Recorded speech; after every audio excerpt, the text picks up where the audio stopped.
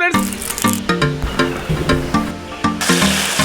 இன்னைக்கு நம்ம ராஜஸ்தான் காளா மட்டன், அதாவது கருப்பு மட்டன் இதை சொல்லுவாங்க. அது எப்படி செய்ய இந்த வீடியோல பார்க்க போறோம். வெங்காயம், பச்சை மிளகாய், தேங்காய் இதெல்லாம் சுட்டு தான் இதை செய்வாங்க. ரொம்பவே வித்தியாசமாகவும் அருமையாகவும் இருக்கும். வாங்க நம்ம ராஜஸ்தான் காளா மட்டன் எப்படி செய்யணும் பார்க்கலாம்.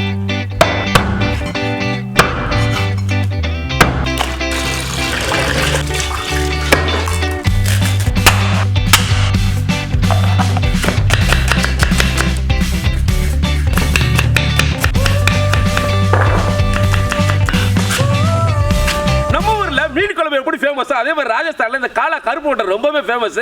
நல்ல காரஞ்சாரமா கருப்பு நிறத்துல மட்டன் இருக்கும். இது வரைக்கும் நீங்க ட்ரை பண்ணனா கண்டிப்பா ஒரு தடவை நீங்க ட்ரை பண்ணி பாருங்க. முதல்ல அடுப்புல ஒரு வளைய வச்சு அப்புறம் 3 பெரிய வெங்காயத்தை இந்த மாதிரி நுனியை நீக்கி தோலோட கட் பண்ணி வலை மேல வச்சு சுட்டுக்கலாம். இந்த மாதிரி ஆனோன்னு இப்ப எடுத்துடலாம்.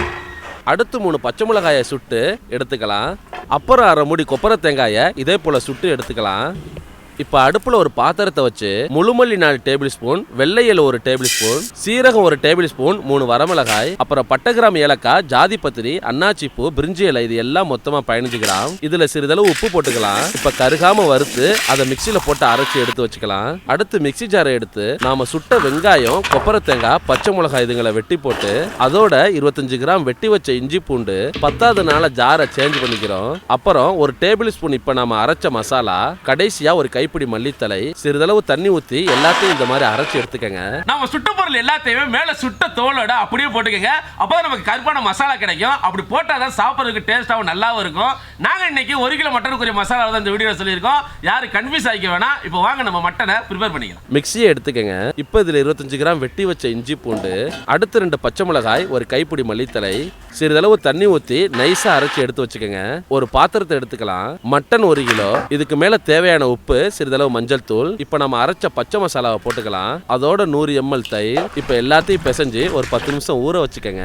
இன்னும் ரொம்ப ப்ராசஸா இருக்கேன்னு பார்க்க வேணாம். நம்ம ஃபைனல் ரிசல்ட் வேற மாதிரி இருக்கும். நம்ம முதல்ல சுட்ட இந்த வெங்காயம், பச்சை மிளகாய் இதெல்லாம் வீட்டுல வலை எதுவும் இல்லைன்னா இடுக்கியை பிடிச்ச அடுப்புல சுட்டு எடுத்துக்கங்க. அவ்வளவுதான். இப்ப மட்டனோட ப்ராசஸ் ஸ்டார்ட் பண்ணிடலாம் வாங்க. குக்கரை எடுத்துக்கங்க. அலையாத்தி மரச்சக்கலாட்டின சுத்தமான கடலெண்ணெய் 2 டேபிள் ஸ்பூன், இதுல வெட்டி வச்ச பெரிய வெங்காயம் 200 கிராம் ஓரளவு பொன்னிறமா வதங்கட்டும்.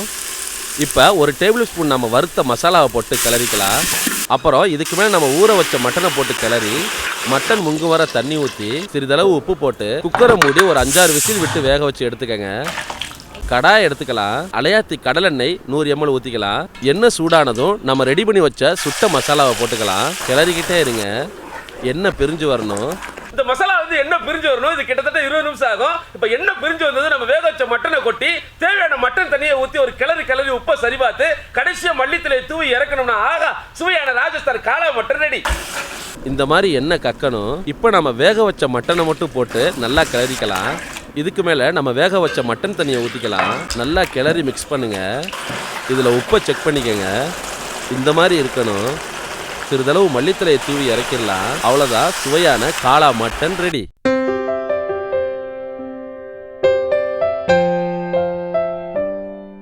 ராஜஸ்தான் காளா மட்டன் ரெடி ஆயிடுச்சு. வாங்க நம்ம டேஸ்ட் பண்ணலாம்.